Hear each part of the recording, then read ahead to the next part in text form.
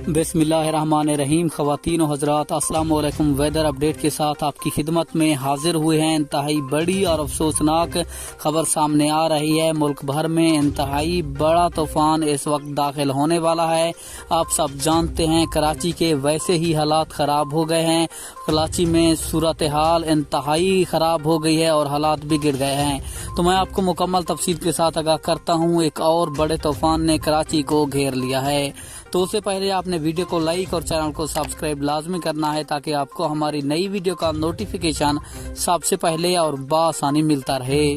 तो आपका कीमती वक्त ज़ाया किए बगैर बढ़ते हैं वीडियो की जानिब। आपको बताते चलें, महकमा मौसमियात की ताज़ा तरीन रिपोर्ट के मुताबिक कराची में वैसे भी हालात आजकल तशवीशनाक है।